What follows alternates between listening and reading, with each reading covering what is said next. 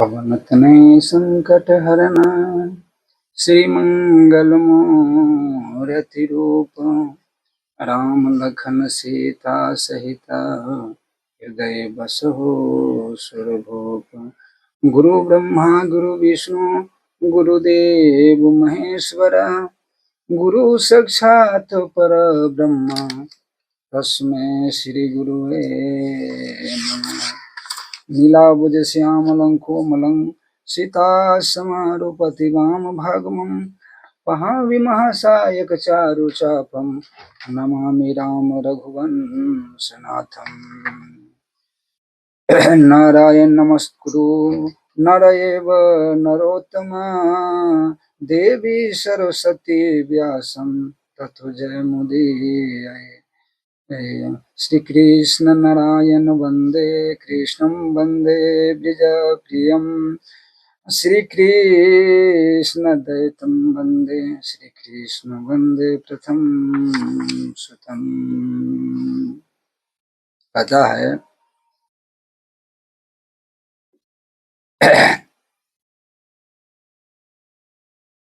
ब्रह्मा जी ने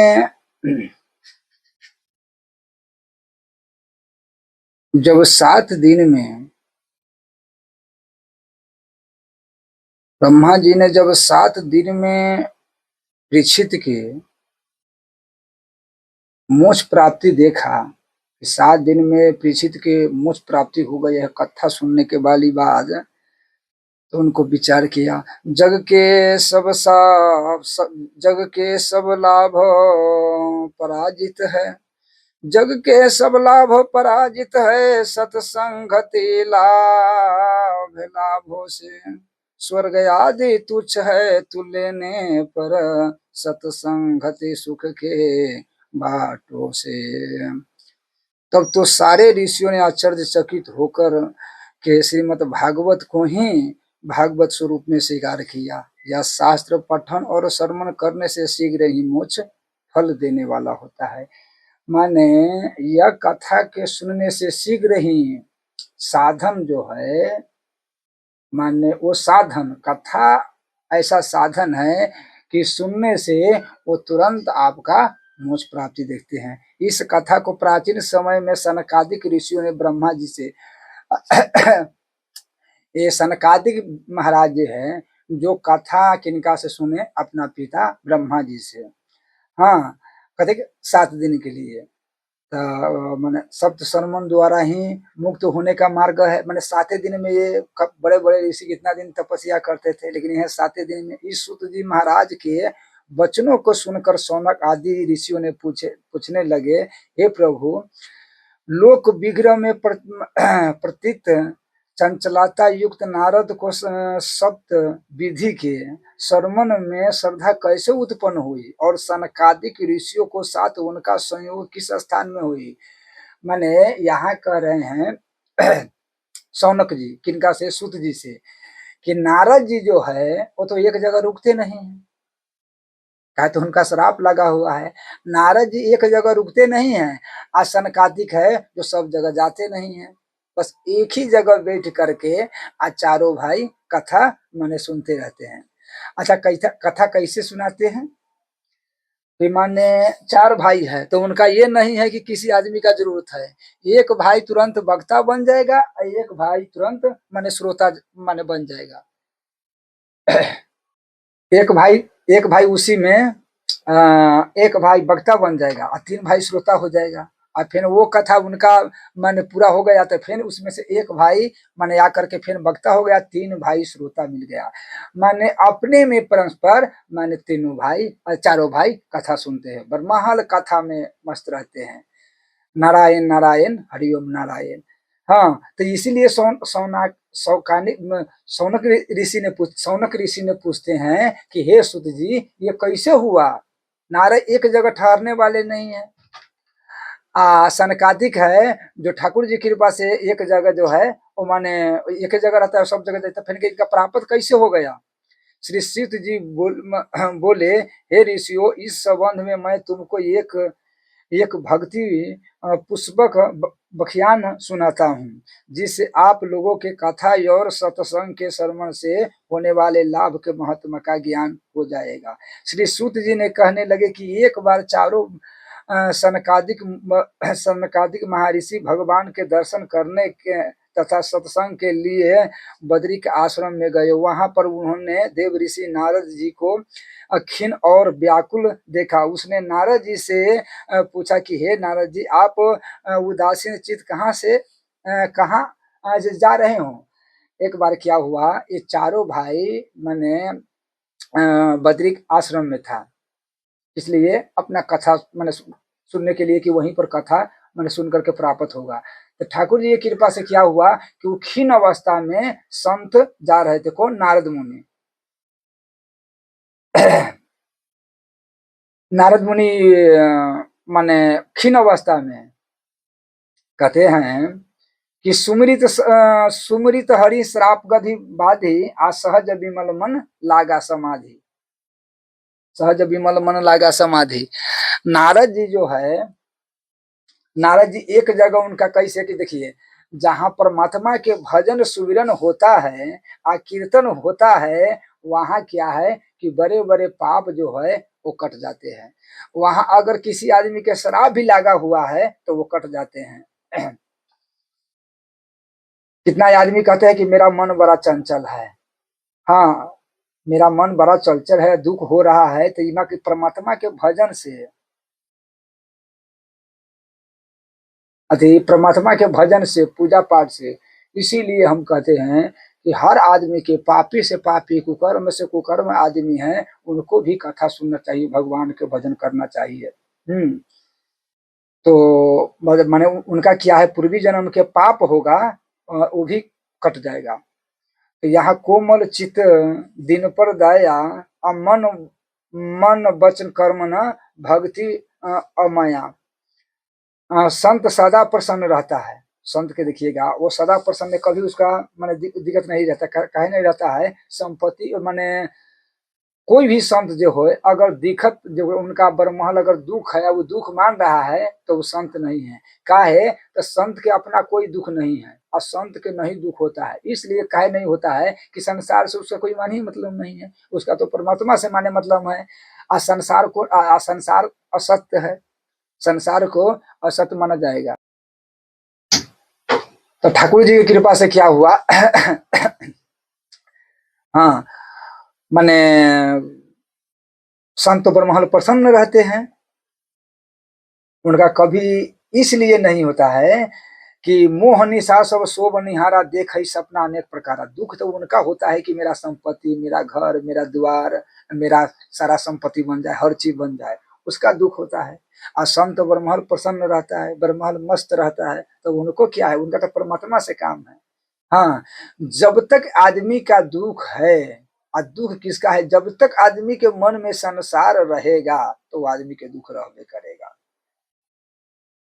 हाँ, कि माने हमको संसार से प्राप्ति, संत को संसार से कोई भी माने मतलब नहीं है, तो उसका दुख होगा कहाँ से, उसका दुख हो ही नहीं सकता है।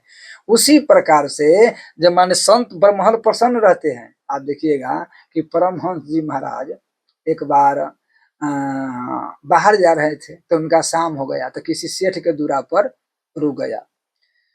तो किसी सेठ के दूरा पर रुका, उनका दूरा पर सेठ के दरवाजा पर रुका। तो क्या हुआ, तो सेठ ने बड़ा आदर किया, सम्मान किया।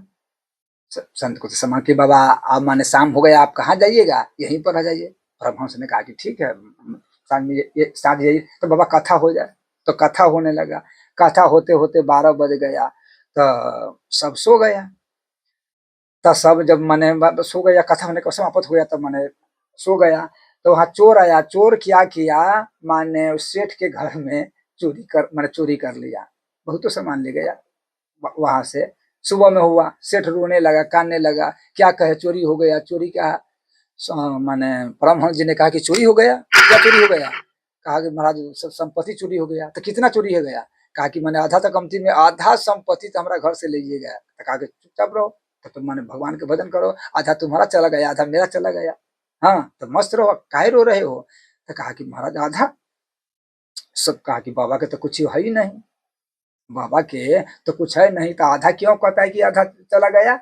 हाँ, कहा कि बाबा माने आपको तो कुछ है नहीं, आपको तो संत के तो कोई संपत्ति नहीं रहता है, तो आप कैसे आधा चला गया? कहा कि देखो तुम्हारा जो संपत्ति जो मैंने लेकर गया था, चोराया तो तुम्हारा संपत्ति रखा, वो बोरा में कस के ले गया था।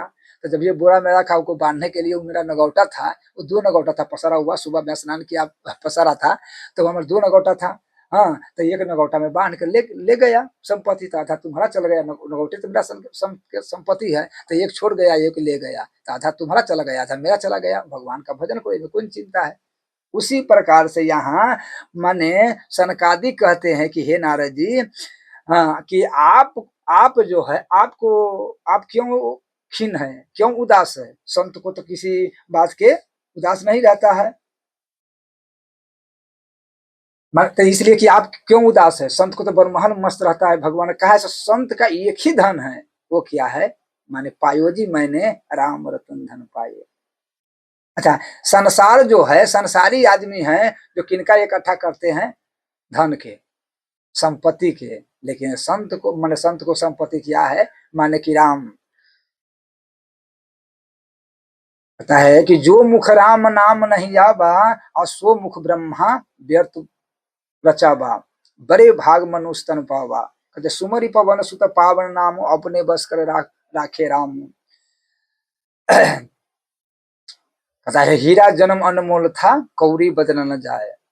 तो इसी प्रकार संत को जो धन है वो है राम नाम। राम नाम के सिवा, अच्छा एक और बात है, संत के धन किस लिए राम नाम है? कि उसको यहाँ पर सुख देगा, आज जाएगा तभी मैंने उसको आनंदी होगा, सुख होगा, इसीलिए उसको राम नाम संपत्ति है, जो यहाँ सुख देगा और वहां देगा। लेकिन संसारी आदमी ये इकट्ठा किया संसारी मैंने संसार के, ये रुपया, ये पैसा, ये बाल बच्चा, वो सो इकट्ठा करता है, इसलिए कि उनका कष्ट होता है और उनका दुख होता है।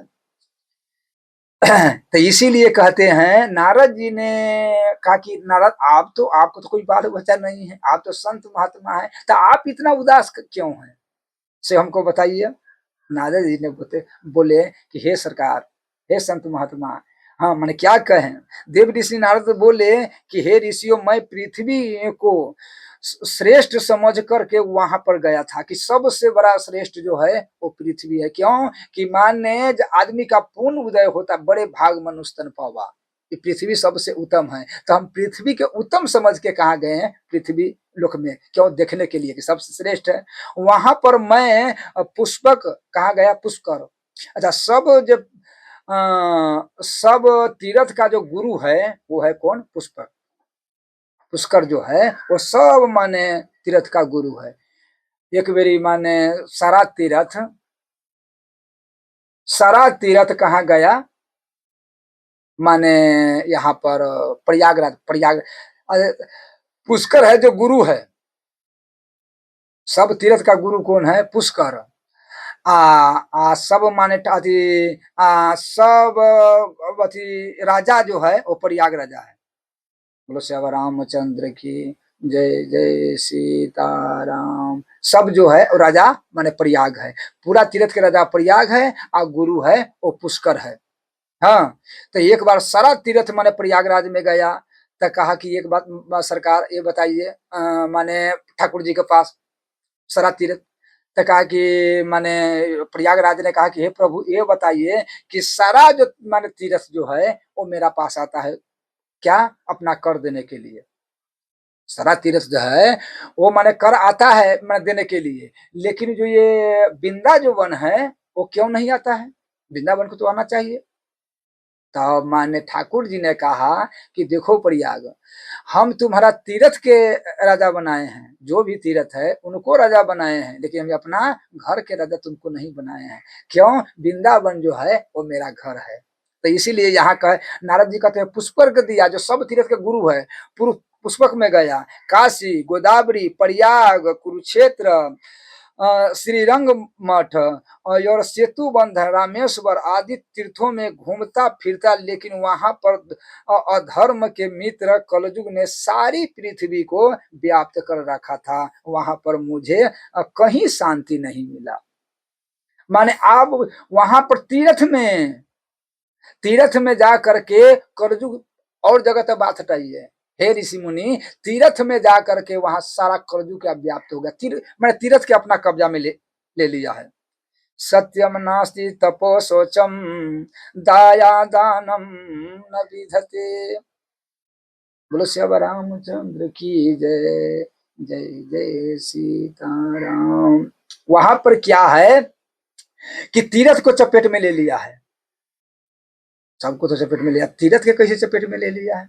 तीर्थ के इसलिए चपेट में ले लिया है कि माने आप वहां जो भी अब संत महात्मा हैं वहां तीर्थ में ऐश मौज करने जाता है, जो ऐश हो घूमता है फिरता है, हाँ मौज उड़ाता है, इसलिए कि माने वो हाल माने वहां के तीर्थ के हो गए। आप तीर्थ में आप देखिए संत सब श्रम, पहले संत सब रहते थे तो वहां पर माने कहा कि मतलब भजन पूजा तीर्थ में होते थे। अब क्या है, अब कहाँ गया भजन, कहाँ गया पूजा, कहाँ गया पाठ, कहाँ गया नेम, कहाँ भी। आप तो सिर्फ संत माने बुझे तो शौक में लगा हुआ है। अब फिर एक और बात क्या है कि जे भी जे यहाँ से सेठ जाता है तो उनका आदर होता है। हाँ, उनका कमरा, यो कमरा बन गया, महात्मा आएगा तो वो कमरा में नहीं रहने देगा। क्यों? वो तो सेठ न बनाया है। अब सेठ न कमरा माने कमरा में रहेगा, महात्मा आया अब चले गया। कहा तो अब माने सरकार यहाँ पर हम एक कमरा बना देते हैं, तो उनका लोभ से कमरा बना दिया। आप बुझिए तो उस सेठ के कब्जा में हो गया। वो सेठ है जो वो कब्जा कर लिया, इसलिए कि वहां पर आप माने कहे कि मतलब सेठ के कब्जा हो गया। तो क्या करे ठाकुर जी की कृपा से। तो इसलिए कि माने अब संत जाएगा तो संत के रहने के स्थान नहीं है, संत के रहने के स्थान नहीं है। आप सेठ के रहने के स्थान है, कमरा बना दिया, कमरा में रहेगा। इसलिए कि आप माने वहां पर जाके दूसरे में किया है, संत के पहले भजन करते थे, आप इसी वाला कमरा में देखिए। आप किसी में आप कहाँ गया माला, कहाँ गया माने पूजा, कहाँ गया व्रत, माने अब वो संते नहीं है। आप तीर्थ किया हो गया, एक माने घर बन के रह गया परिवार वाला। तो इसीलिए नारद जी ने कहते हैं कि अब तीर्थ में भी माने वो जो अब तीर्थ नहीं रहा, अब सबसर माने कहे का मतलब अब संत मौज बड़ा सा माने बैठा हुआ है। इसीलिए कहते हैं सत्यम नास्ति तपो शौचम दया दानम न विधते। सत तप शुद्धता, जो न सत है वो तीर्थ में, न तप है। आदमी अब तीर्थ में जाते हैं तो शरीर के दिखाने, और न शुद्धता, शुद्धता का मतलब समझते हैं। हाँ, जब आदमी का अब कहाँ गया, पहले हाथ से मैंने मिट्टी से हाथ मट जाते थे, अब कहाँ गया मिट्टी से हाथ भी नहीं मटिया रहा है। हाँ, दया और दान आदि सतगुणों का नाम तक नहीं मिला। माता पिता ये अपने बालकों को केवल पेट भरने के लिए शिक्षा देते हैं। माता पिता है अपना बालक के कि माने बस खाना और पीना।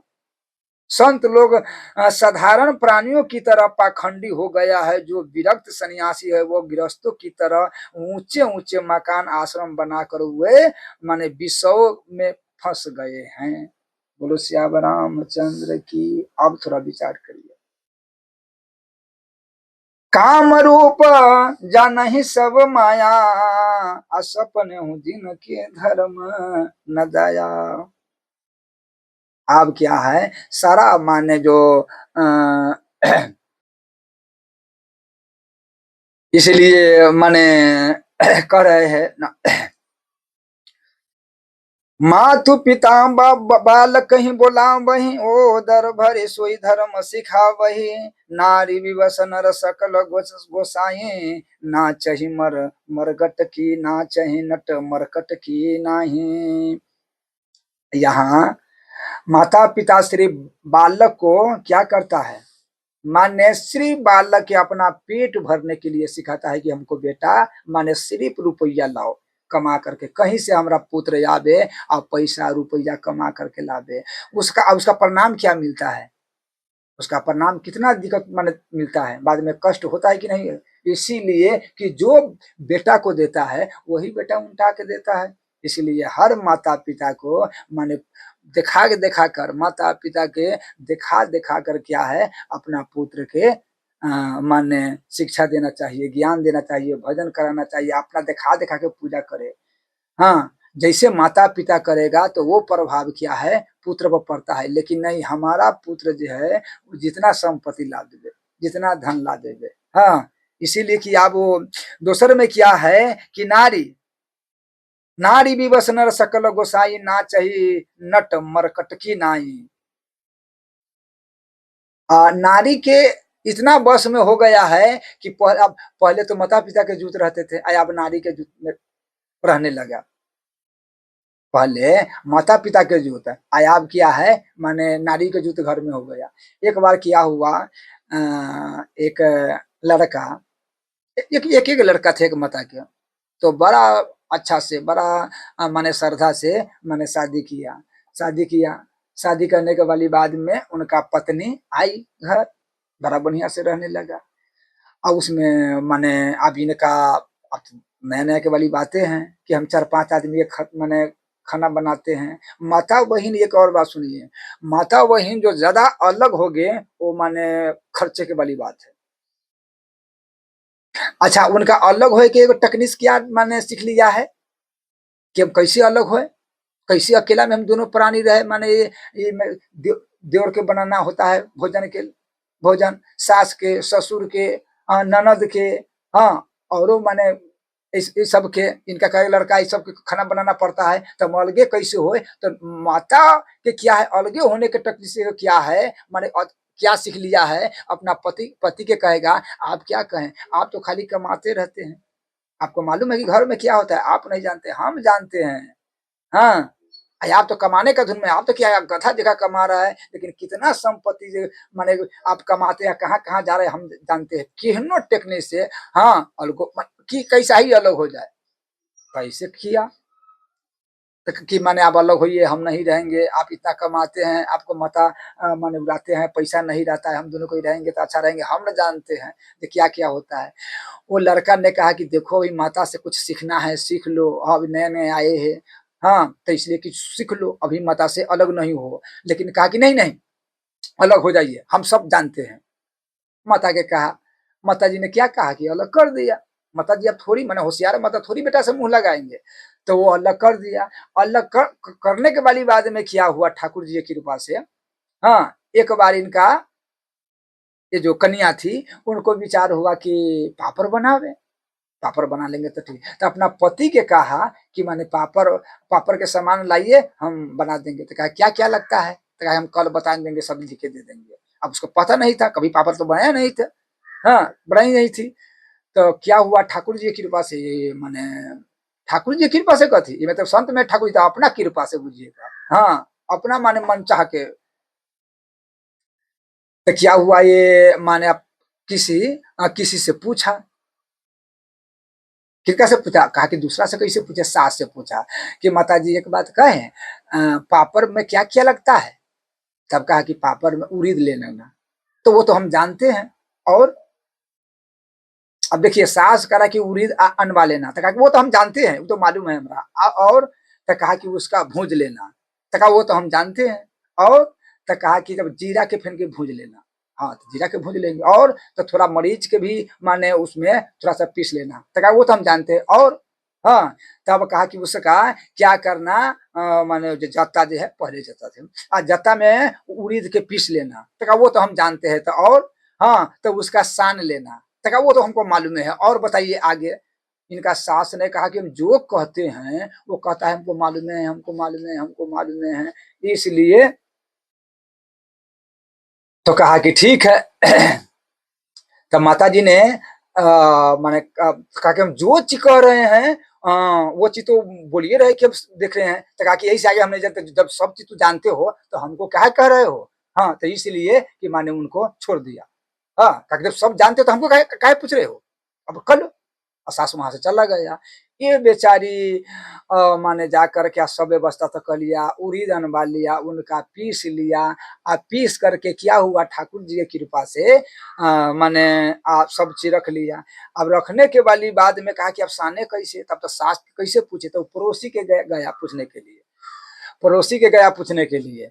तब पड़ोसी ने बताया कि इसका मतलब ये सब कौन बताया था, हमारा सास बताया है। तो कहा कि अच्छा सास बताया है, तो बड़ा अच्छा। तो माने उसका तू बेल लेना, बेल करके आ कठौती में पानी रख करके, रोटी जैसे बेल करके कठौती में भर कठौती पानी रख के आ उसी में रखते चल जाना। हाँ, तो कहा कि ठीक है। अब ये कट माने अब बेलने लगा, और रोटी जैसे पापड़ के तरह रोटी सब चीज व्यवस्था कर लिया, सान लिया, लोहिया बना दिया, अब बेल बेल के और भरा कठौती जो माने जल था उसी में फेंकने लगा, माने धरने लगा। हाँ, तो कहा कि तैयार, माने उन पड़ोसिया ने कहा तैयार हो जाएगा, रखे हुए थे। अब जैसे जैसे रखा तो वो तो मैंने पूरी था, तो सिर्फ उसमें मिलते चला गया, हलवा बनते चला गया। हाँ, शरबत बुझी ना, हलवा का शरबत बनते चला गया। हाँ, उनका पति आया तो देखा, तो मैंने कहा क्या कह रहे हो, तब मैंने देखिए देखिए मैंने हम पापड़ बना रहे हैं। ये कहा कि मारा एक झप्पड़, कहा कि मैंने एक झप्पड़ माने के भाई ये पापड़ बन रहा है। हाँ, मैंने तुमको ये पापड़ मिलेगा। इसीलिए कहते हैं कि पहले सीख लो, आज सीखने के वाली बाद में तब मानने का अलग हो। अभी तो तुम्हारा हमारा माता से सीखना चाहिए कि माता घर कैसे चलेगा, कैसे रहेगा। हाँ, तो सो तो अभी तू नहीं सीखा है, तू कौन उपाय करने लगा है, अलग हो गया है। तो पहले इसलिए कि सीखना चाहिए, लेकिन नहीं सीखेगा, नहीं सिर्फ अगर हम बहुत जल्दी जो कल अलग हो से आज हो जाए, आज हो से 1 घंटा में, 1 घंटा में हो से 10 मिनट में अलग हो जाएगा। इसीलिए कि बहुतों कन्या को देखते हैं कि घर में बहुत पेरेगा, माने घर का अच्छा पेरेगा, लेकिन उसका परिणाम ये नहीं है कि जिस सास के हम पेर रहे हैं, जिस पति के हम पेर रहे हैं, उसका परिणाम जो आगे मिलने वाला है।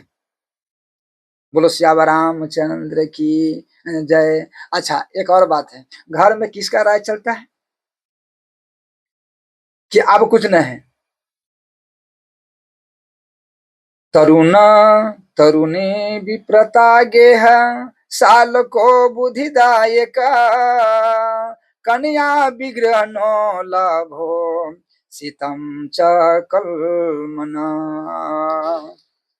क्या है कि आप घर में किसका चलता है, सबके घरों में स्त्री के ही प्रधान है, उनका भाई नीति बनाने वाला है। अच्छा, भाई जो है वो नीति बनाएगा। भाई नीति का मतलब क्या है, भाई के आप घर में जो चलेगा, साला के घर में जो चलेगा, उसका कहते हैं मिनिस्टर। लोभ के वशीभूत होकर के मनुष्य अपना कन्या को भी बेच रहे हैं, और स्त्री और पुरुषों में भारी कलह का वातावरण है।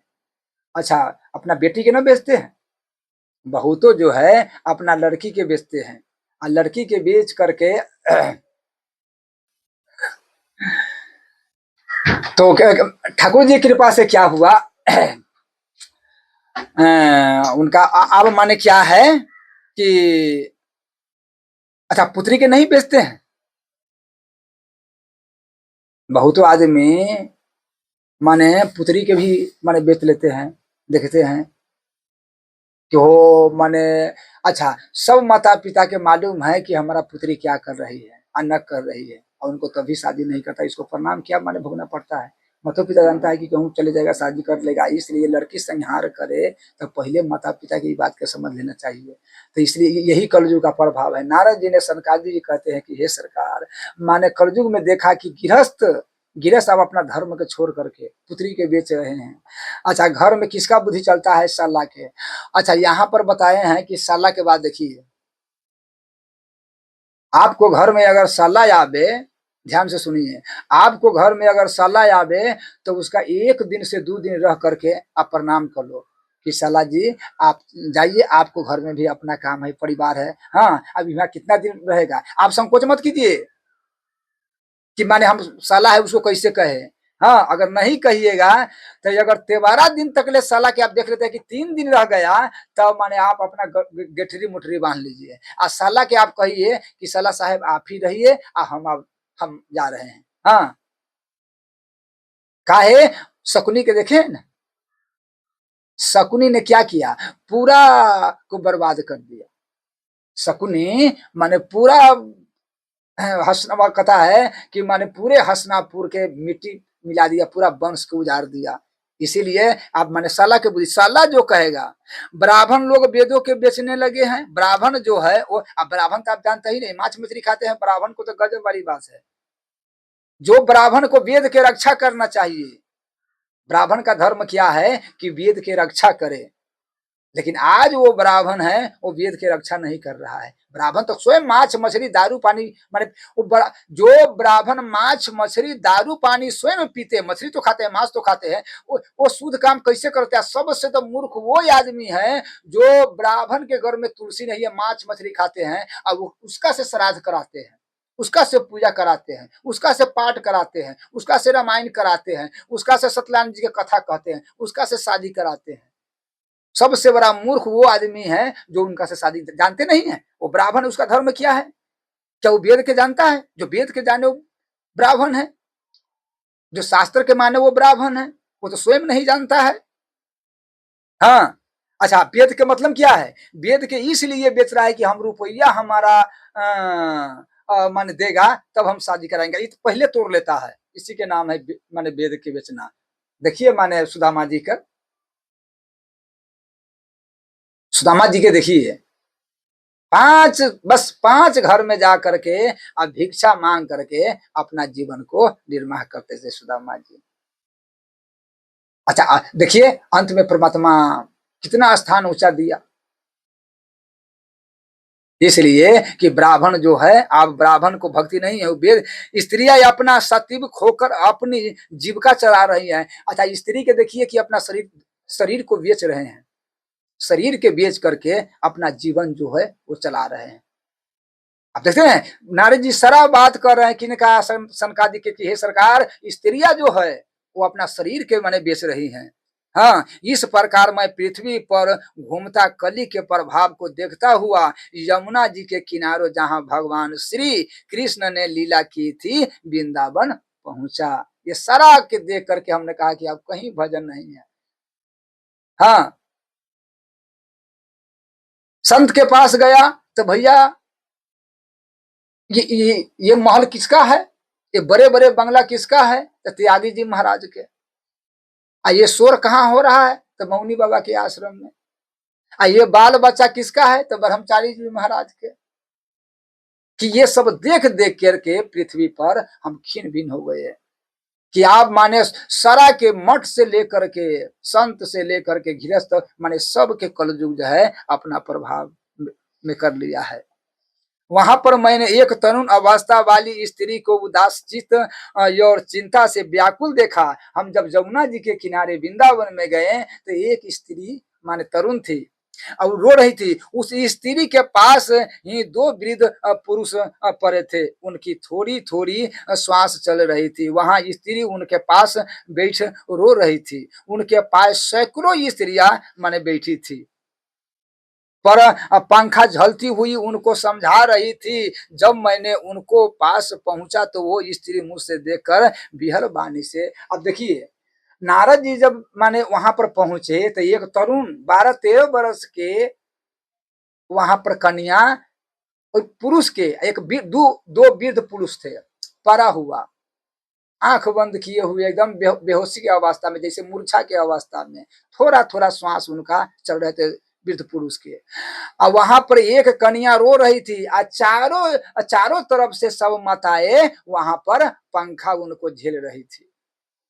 हाँ, तो हमने देखा भैया कि ये क्या है, तो वहां सब देखा स्त्रियां स्त्रियां, तो हमने कहा कि हम संत है, हम संत महात्मा है, तो स्त्री के पास कहाँ जाए, कौन जरूरी है जाना। तो इसीलिए हम वहां से जब जाने लगे तब तक में वही स्त्री तरुण माने बोली कि हो संत महात्मा, हे संत भगवान, आप कहाँ जा रहे हो?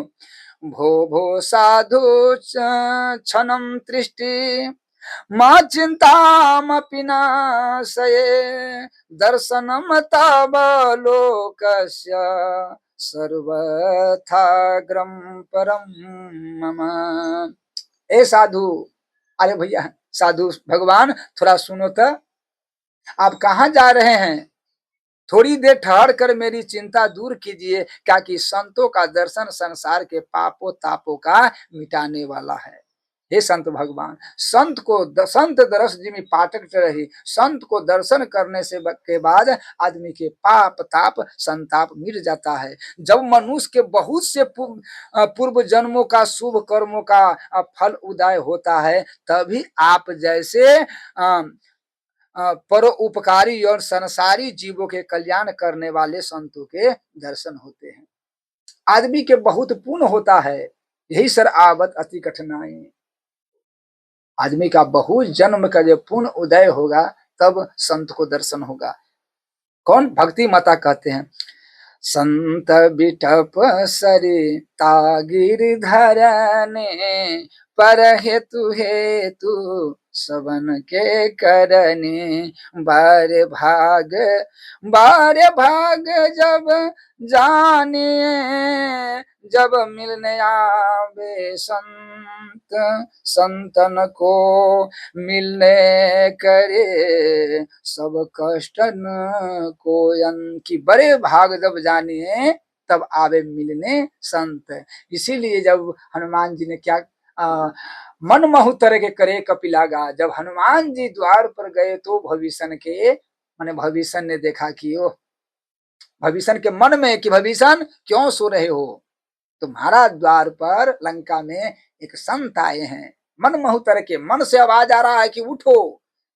भोर में सब आदमी की आवाज आते हैं कि उठो परमात्मा के भजन करो, उसी प्रकार से मन से आवाज आ रहा है कि भविष्य ये माने सोने का समय नहीं है, जागने के समय क्यों, संत को दर्शन करे, तुम्हारा द्वार पर संत आए हैं। इसीलिए यहाँ भक्ति माता ने बता रहे हैं, उस युवती के कतार बानी सुनकर मैंने उनसे पूछा, देवी आप कौन हो? नारद जी ने पूछते हैं कि हे देवी आप कौन है? ये दोनों विध और ये जो स्त्रियां तुम्हारे पास बैठी है ये कौन है, तथा आप मुझे अपने दुख का कारण बताइए। कि हे देवी, कहा तो हम आए, तो हमने उनसे पूछे कि ये कौन है, ये जो दो वृद्ध पुरुष जो पड़ा है वो कौन है, आज तुम कौन हो? हाँ, आज जो सारा स्त्रियां आपको घेर के बैठी है, बेना झल रही है, ये कौन है, हमको बताइए। आप अपना दुख के, आप रो रही हैं, दुख के कारण बताइए। तो वो बोल रही है, क्या बोल रही है, अहम भक्ति रीति ख्याता यो में तनो मतो, ज्ञान वैराग न मानो, काल योगे नजर जरो। युवती बोली, है मुनि मैं भक्ति हूँ और ये पुरुष मेरे ज्ञान और वैराग नाम के दो पुत्र हैं। भक्ति माता कहते हैं, हे मुनि हम भक्ति हैं, ये जो पुरुष आप देख रहे हैं ये ज्ञान वैराग ये मेरा पुत्र है। आप तो नारद जी के सुन करके अकिल खत्म हो गया कि माने ये कहते हैं ये तरुण है, आई वृद्ध अवस्था में जो है उनका कहता है कि ये मेरा पुत्र बड़ी गजब है।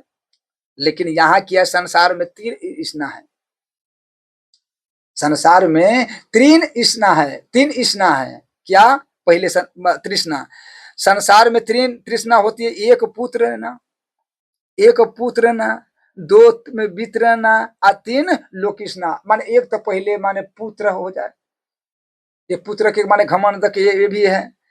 अच्छा, और दूसरा में क्या, एक धन के इसना है। तीन में क्या है, तेबारा में पहले पुत्र, धन और हमारा लोक में पद मिले, लोक सब हमारा बहवा करी, जय जयकार मिले। यही तीन इसना में आदमी रह करके नरक में चले जाते हैं, बहवाही में। इसीलिए आदमी के कहते हैं, सूत जी के बारे में कुछ हम बता देते हैं। सूत जी लोम रोम हर्षण के वेदव्यास जी के शिष्य तथा सौनक आदि ऋषियों के आचार्य थे। महाराज युद्ध के समय बलराम जी तीर्थ यात्रा करने के लिए निकले थे। माने ये बलराम जी जब तीर्थ में गए थे, उसी दौरान जहां रोमहर्षण जी कथा कर रहे थे तो बलराम वहां आ गए। जब ऋषियों सब ऋषियों तो खड़े हो गए, लेकिन रोमहर्ष जी व्यासपीठ पर बैठे रहे। व्यासपीठ पर नहीं खड़ा होना चाहिए। उस समय अपना अपमान समझकर के बलराम जी ने लोमहर्षण को कुशा अभिमंत्रित करके मार दिया। कि जब सब कोई प्रणाम किया, ये हमारा नहीं प्रकार, उससे सारे ऋषि कुपित हो गए। कहा कि सरकार माने आप मेरे इनको काहे मार दिए हैं? तब फिर क्या है, उन्हीं का सिर पर माने दूसरा रख करके उन्हीं के लड़का मन है, तो हम उतना में नहीं चलेंगे, हम थोड़ा सा बता दिए। बोलो श्री रामचंद्र की जय जय।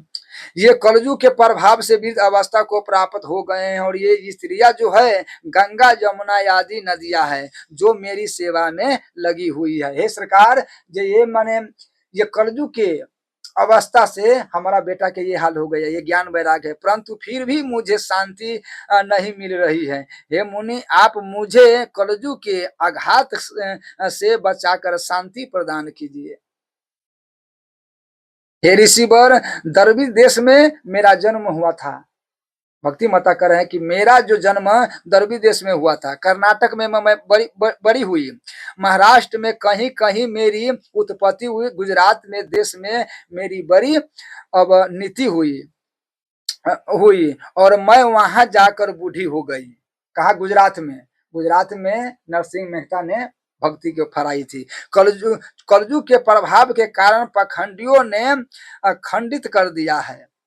या देखिए, कलयुग के प्रभाव के कारण पाखंडियों ने खंडित कर दिया है, और ये मैं मेरे पुत्र के साथ दुर्लभ हो गई।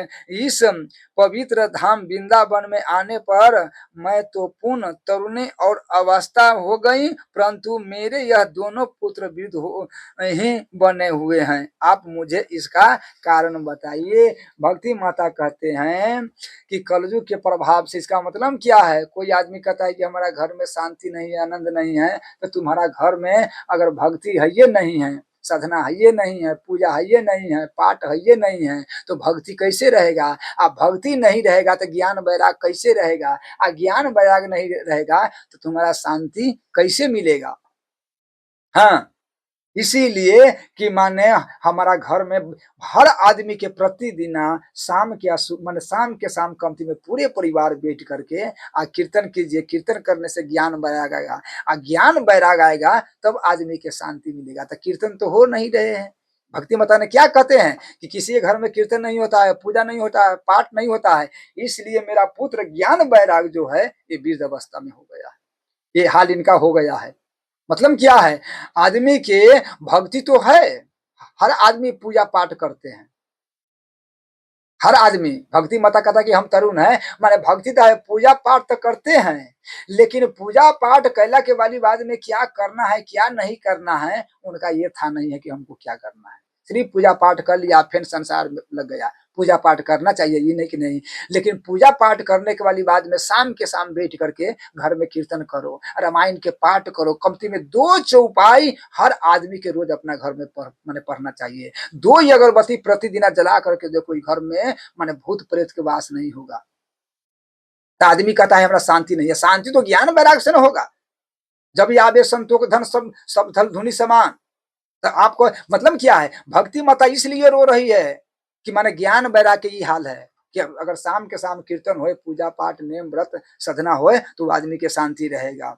उत्पन्ना द्रव्यो हम विधि कर्नाटो गता, कंची महाराष्ट्रो गुजरे जीर्णता गता। नारद जी कहने लगे कि हे भक्ति, इस कली काल में सदाचार का लोप हो गया है, इसमें संजन दुखी और दुष्ट सुखी है। बात सही है।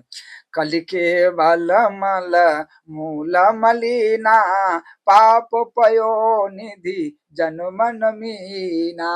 बोलो श्याम रामचंद्र की। तो यहाँ क्या है? कलयुग में कलयुग में बोलो श्याम रामचंद्र की जय जय।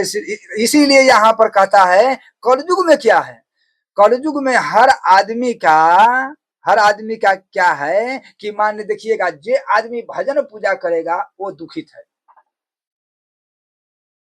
कोई भी आदमी भजन पूजा करेगा तो वो दुखित है, लेकिन जो भजन नहीं करता है वो सुखित है। उसका क्या कारण है?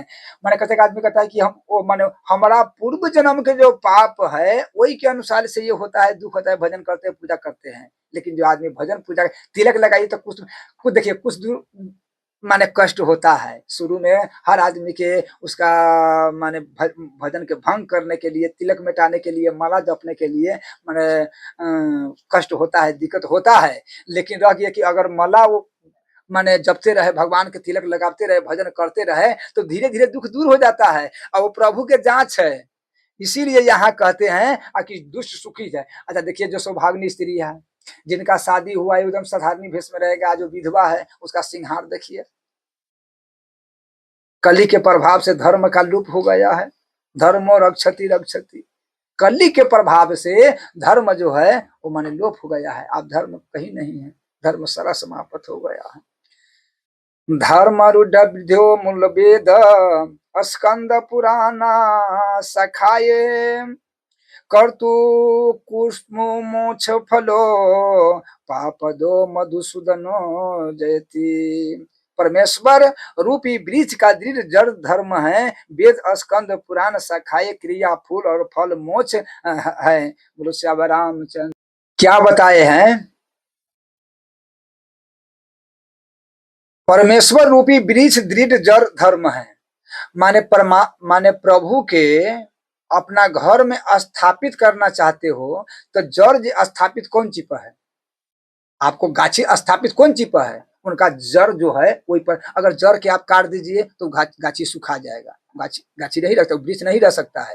वृक्ष के रहने का क्या है कि जड़ में आदमी क्यों पानी देता है? इसलिए कि वो हरा भरा रहे। कोई चीज का जड़ हो, लता हो चाहे कोई चीज है, तो जड़ में जितना जल दीजिएगा उतना वो हरा भरा रहेगा। उसी प्रकार से माने परमात्मा जो क्या है, परमात्मा एक गाछ मानो और उनका जड़ जो है वो धर्म है। तो आप चाहते हैं कि हमको परमात्मा अगर दर्शन करे तो क्या आपको घर में धर्म है? वेद जो स्कंद है, माने जो है वेद जो है ये माने स्कंद, ये शाखाएं हैं, वेद है, पुराण है, ये सब स्कंद सब है, चौपाई द्वार, ये सब क्या है? उनका शाखा है। क्रिया जो है, जो हम कर्म करते हैं वो फूल है, और माने मोक्ष जो है वो फल है। परमात्मा गाछी है, धर्म है वो जड़ है। अच्छा, अब वेद पुराण जो स्कंद सब देखते हैं वो शाखाएं हैं, हमारा क्रिया जो है, हम जो कर्म करते हैं वो है फूल। हाँ, अब फल मतलब कि मोक्ष। तो क्या ये चारों चीज मेरा पास है? अगर चारों चीज मेरा पास नहीं है तो परमात्मा कैसे घर में रह सकता है? कहते हैं हम इतना पूजा करते हैं, घर में परमात्मा नहीं है। पहले धर्म तो घर में रखो, वो धर्म मैंने करना पड़ेगा आपका अपना जान, मैंने क्या है कि भजन पूजा पाठ नेम, दूसरा की लीला, दूसरा के चिंता, अपना अपना धर्म क्या है, एक स्त्री के धर्म क्या है, एक बेटी के धर्म क्या है, एक बेटा के धर्म क्या है। माना अपना अपना जो धर्म पर रहेगा, इसका मतलब क्या है? वो धर्म के रक्षा करना है। धर्म रक्षति रक्षति धर्मे हंति हंति, माने धर्म के रक्षा करेगा वही धर्म आपको रक्षा करेगा। अगर धर्म के माने माने नाश करेगा तो वही धर्म, धर्म नाश थोड़ी होगा, वही धर्म आपका नाश कर देगा। इसीलिए कि ये इस बात पर फिर कहता है आचारो प्रभवो धर्म धर्म यसी प्रभुता उच्चते। कली प्रभाव के कारण विषय अनुरागियों प्राणियों ने तुम्हारी अपेक्षा कर दी है। ये नारद जी कहते हैं। नारद जी कहते हे माता, ये कलयुग में आदमी के तृष्णा लोभ काम के बस होकर के आपको उपेक्षा कर दिया है, भजन नहीं करता है। वृंदावन में आने पर जो तुमको तरुण जीवन प्राप्त हुआ है वह यहाँ भक्ति का बहुमूल्य होने से हुआ है। वृंदावन में भक्ति है। देखिए वृंदावन में हर माता बहन के देखिएगा कि हाथ में माला रहेगा। माला रहता है कि नहीं? नहीं, हर माता बहन के हाथ में माला है। अब माथा पर तिलक देखिए, बरमहल ठाकुर जी के सामने में राम राम भजन करेगा, पूजा पाठ करेगा। हाँ, बरमहल तो इसलिए कि हे माता, ये वृंदावन में हमारी भक्ति है। कहता अच्छा, वृंदावन में क्यों ज्ञान वैराग वृंदावन में नहीं है? आप संत को बैरागी नहीं है। संत आप संत पैसा के वशीभूत हो गए तो मकान में वो इसी में रहता है, वो क्या भजन करेगा? ज्ञान वैराग का यहाँ इतना महत्व नहीं है कि मतलब क्या है, ये तीर्थ में वृंदावन में यहाँ पर ज्ञान वैराग नहीं है, भक्ति है। इसीलिए ये दोनों विधि बने हुए हैं। फिर भी परम पवित्र क्षेत्र के प्रभाव से इनको कुछ शांति मिली है और इनको नींद आ रही है कि यहाँ पर क्या है, पुण्य के प्रभाव से, शांति के प्रभाव से हे माता, हाँ, भक्ति के प्रभाव से कुछ क्या है कि आपको ये दोनों ज्ञान वैराग जो बेटा है उसका शांति मिला। ज्ञान वैराग हम मंगल के इसको तक विस्तार में कहेंगे, ज्ञान क्या है, वैराग क्या है। यहाँ पर अच्छा भक्ति माता कहते हैं हे देव ऋषि, जब कलयुग का इतना बड़ा कुप्रभाव पड़ रहा था तो इस कलयुग को महाराज परीक्षित ने शरण क्यों दी थी? जब ये कलयुग सब धर्म के लूप कर दिया है, हाँ, माने चारों आश्रम के, चारों वर्ण, चारों आश्रम, ये दो लिंग जब माने सबके लुप्त कर दिया है, बर्बाद कर दिया है, तो राजा परीक्षित उनको फिर के रहने क्यों दिया कलयुग में? माने कि जो आदमी घर के बर्बाद कर रहे हैं तो उसका क्यों रहने देता है? अभी देखिए ना, जब बेटा के मुंह में पड़ करके वो माता कुछ कहता है, बेटा गलती करता है तो ये उसको झांप लगाती है ना, मेरा मेरा बेटा से गलती नहीं किया है।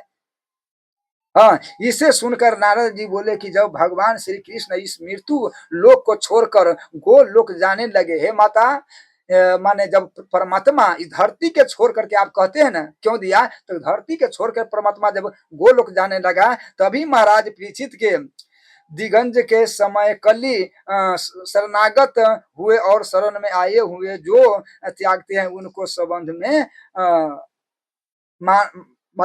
नमस्कार लिखते हैं। यहाँ कहते हैं यही वाली बात ना है, गए शरण प्रभु त्या ही न त्यागा, कि माने शरण में जाने के वाली बाद में कोई भी पापी से पापी आवे, ठाकुर जी ने कहता है जो आ वही शरण नाही, हाँ राखिया उते ही प्राण के नाही, अगर जो माने शरण में आए उसको प्राण के जैसा रखता है। शरणागति आदमी के कभी किसी को त्याग नहीं करना चाहिए, जो शरण में आवे।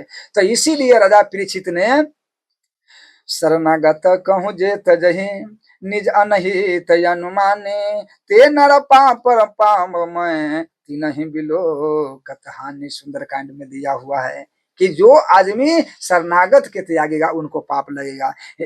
हे भक्ति, जैसे पापों का घर होते हुए भी इस कलयुग में एक अद्भुत गुण है अद्भुत गुण है कि मनुष्य इसमें भगवान के नाम सुमिरन से ही संसार सागर से पार हो जाता है। यहाँ कलयुग में पाप है, लेकिन ये क्या है कि राम नाम और मोक्ष के, देखिए यही पर, इसीलिए गोस्वामी ने कहते हैं सुमरि पवन सुत पावन नाम, कि कलयुग केवल नाम आधारा, सुमरि सुमरि नर रहु पारा।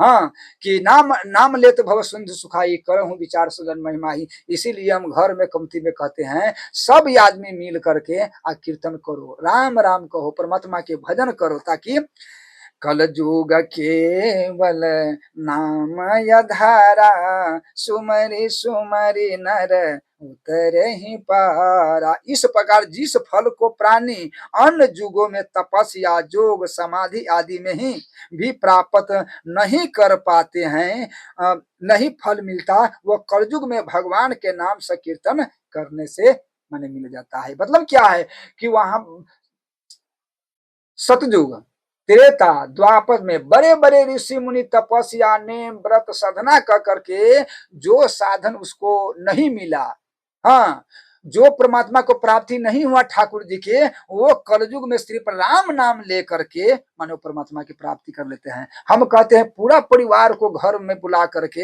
हमारा बात मानिए, ये 2 अगरबत्ती आप प्रतिदिन जला करके, ज्यादा नहीं, आप 10 मिनट 15 मिनट माने बैठ करके खाली सीताराम सीताराम सीताराम किया, पूरा माने जिंदगी आपने माने अपना पूरा भर दिन 12 घंटा कमाने में लगा देता है, लेकिन शाम के शाम आप कीर्तन करके देखिए, मेरे बात मानिए, तब वही घर में सुधर देखिए। या स्वयं नारद जी माने कह रहे हैं कि माने कलयुग में आप कुछ नहीं रहा, न जोग न जप, न क्या आप उतना शरीर रहा, क्या आप भजन कर सकते, बाल बच्चा के छोड़ सकते हैं आप?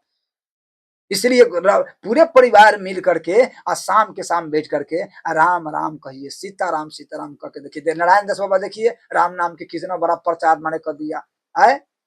इसीलिए सब कोई के यहाँ है बड़ा अच्छा, यक्तम फलम नास्ति तपसा न योगे न समाधिना, तब फलम लभते सत्यलो के सब बना कीर्तन गता। माने कीर्तन से वो फल माने मिल जाता है। बोलो श्याम रामचंद्र की।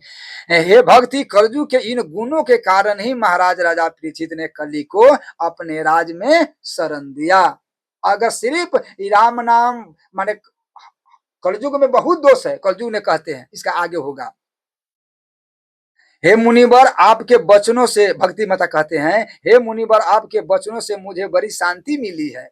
संत को वचन से शांति मिलना ही चाहिए। आपके यह वचनों से ध्रुव और प्रहलाद ने साक्षात ईश्वर के दर्शन प्राप्त कर लिए थे। कौन? नारद जी ने। अब ध्रुव प्रहलाद के हम कथा कहेंगे, माने अब तो टाइम भी हो गया थोड़ा। ऐसे कल्याणकारी देव ऋषि के ही चरणों में मैं प्रणाम करती हूँ। अब आप कृपा करके थोड़ी देर और माने बैठकी। हे सरकार, हे संत भगवान, आप रुकिए। आपके माने आप ही के ज्ञान से